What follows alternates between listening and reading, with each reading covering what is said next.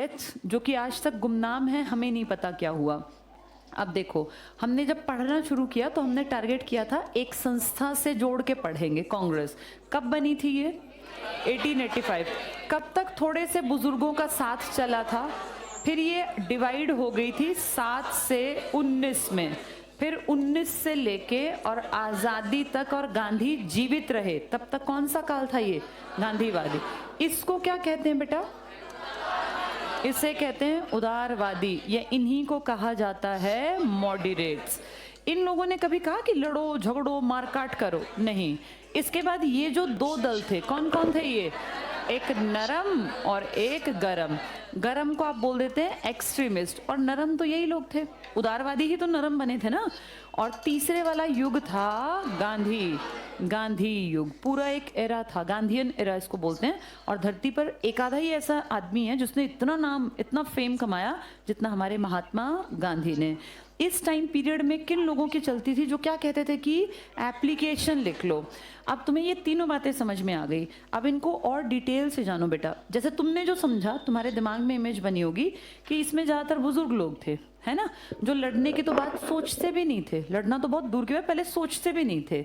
तुमने कभी सोचा कि ये लोग ऐसा क्यों करते थे?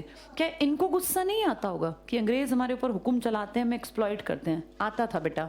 उदारवादी भी ऐसे कोई बेवकूफ़ नहीं थे, ये पढ़े लिखे समझदार लोग थे। इसमें याद है एक सबसे पढ़े लिखे आदमी थे, दादा भाई। मैंने दादा भाई के बारे में तुम्हें 2-3 चीज़ें बताई थी। क्या क्या बताना?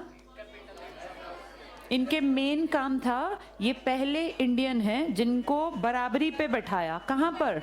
इंग्लैंड में। यूके में इनको बराबरी पर बैठाना छोटी बात मत मानो। उनका तो कहना ही था Indians and dogs are not allowed. भारतीय और कुत्ते, वो तो एक लाइन में सीधा लिखते थे, भारतीय और कुत्ते। ये कितनी शर्म की बात है। उन जिनको वो कुत्ते की बराबरी पर रखते थे, उनका एक आदमी इतना पढ़ा लिखा, इतना काबिल था कि उन्होंने अपनी संसद में उसको जगह दी। इसका मतलब इस आदमी में काबिलियत कितनी ज्यादा थी। दूसरी चीज, ये पहले आदमी थे जिन्होंने क्या गिनी थी उस टाइम पर? National income. और इन्होंने कहा था पर कैपिटा इनकम कितनी थी हमारी? 20 रुपए। 1867 के आसपास की घटना है, ये बहुत पुरानी, क्रांति के 10 साल बाद की। ये पहले इंडियन हैं जिन्होंने कहा कि भैया मैं एक बुक लिखता हूँ, और आज ना सही कभी तो दुनिया पढ़ेगी, और उसमें मैं ये बताऊंगा कि कैसे इंडिया का पैसा ढोक के अंग्रेज विदेश ले गए। उस किताब का नाम मैंने आपको बताया था, उस किताब का नाम था the party and un British rule in India.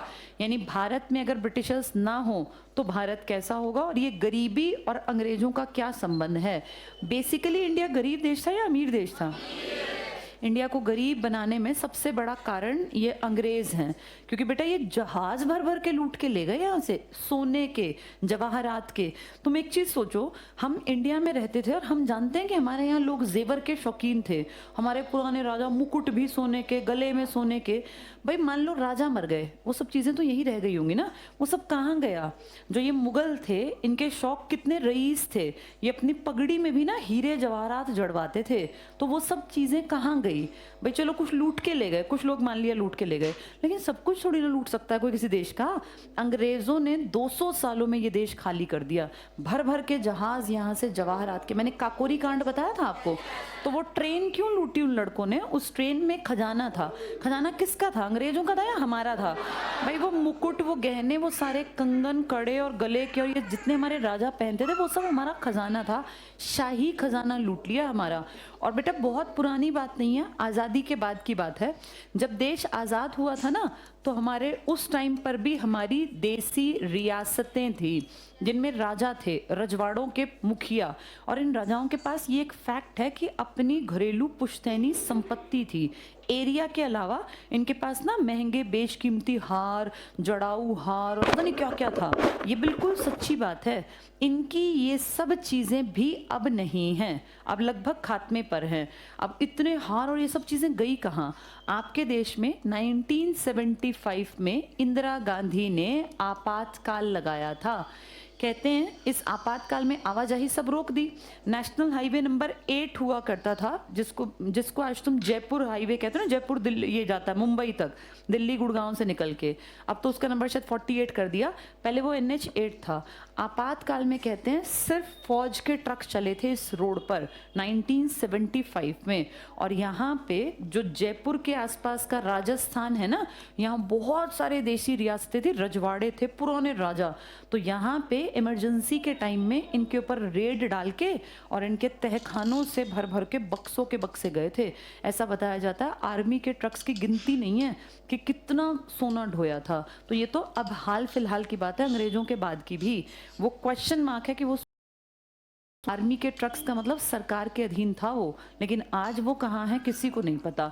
इसके बारे में आप ना YouTube पे बहुत सारी इस तरह की वीडियोस हैं, और अगर कभी आप घूमने जाएंगे तो आप जयपुर में किसी गाइड को करेंगे ना, तो वो आपको दिखाएगा कि नीचे ना ज़मीन में से चलते चलते बताते हैं वो कि इस एरिया में, और दिखता है वहाँ पे वो लोहे के ना अभी भी जाल वाल से, वो बताते हैं कि ये पूरा नीचे तहखाना था और इसमें सारे में हीरे जवाहरात बेशकीमती सारी चीज़ें पड़ी हुई थी। लेकिन अब नहीं है, अब तो सरकार ने ब्लॉक कर दिया। तो वो सारी चीज़ों का मेंटेनेंस ASI करता है, आर्कियोलॉजिकल सर्वे ऑफ इंडिया। जो बहुत ज़्यादा इंपॉर्टेंट थे उनको ASI से भी ऊपर यूनेस्को देखता है, यूनेस्को मेंटेन करता है। यूनेस्को पता होगा ना, यूनाइटेड नेशंस एजुकेशनल